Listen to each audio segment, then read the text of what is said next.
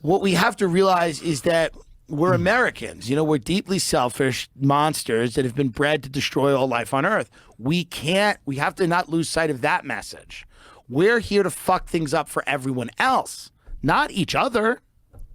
And that's what we had in the 80s and the 90s. We had a commitment to apathy while our leaders ran around pillaging the earth. And we made great movies and great art, and it was fine. Yes, people got killed, but people always get killed. But now we're at war with each other. We should just be enjoying the spoils of the end of the empire. Truly. You should be enjoying it. So many people got killed, murdered, tortured, maimed for us to have all the nice things we have. Do you know how insane it is to not enjoy it?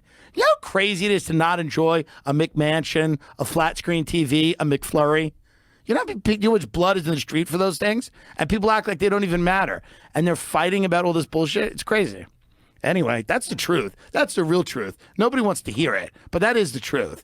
We have a lot of these things are nice, but some of them are ill-gotten gains. Fine, you know. Not everybody picking tomatoes is happy about it. But have you ever had a nice Jersey thick beef steak tomato? It's good. Imagine having one and then fighting with someone about something.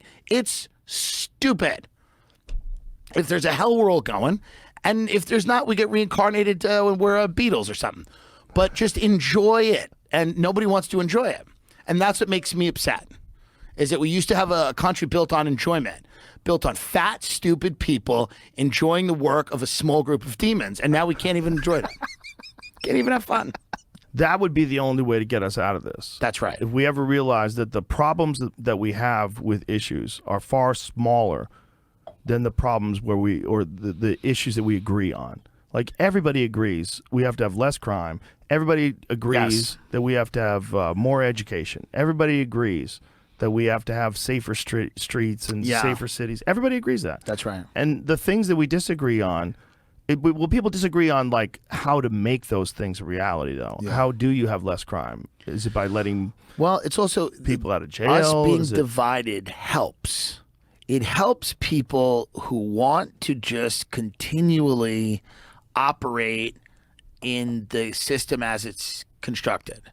And whether that is the system of perpetual war or the system of the banking sector, the dominance of the financial sector, or the system is tech companies set up to have these political relationships, how they're presently constituted.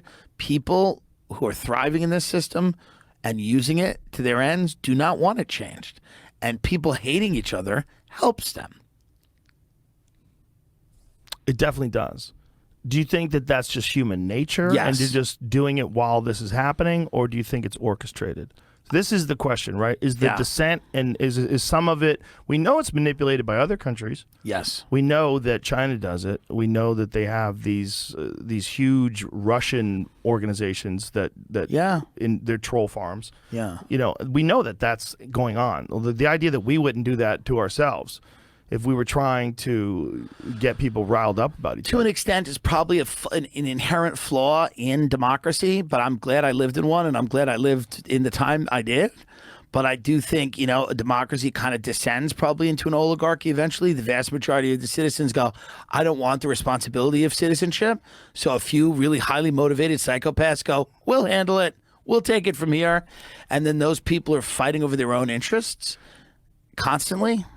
Do you think it should be illegal to pretend to represent a human being when you're a corporation that is promoting your own needs?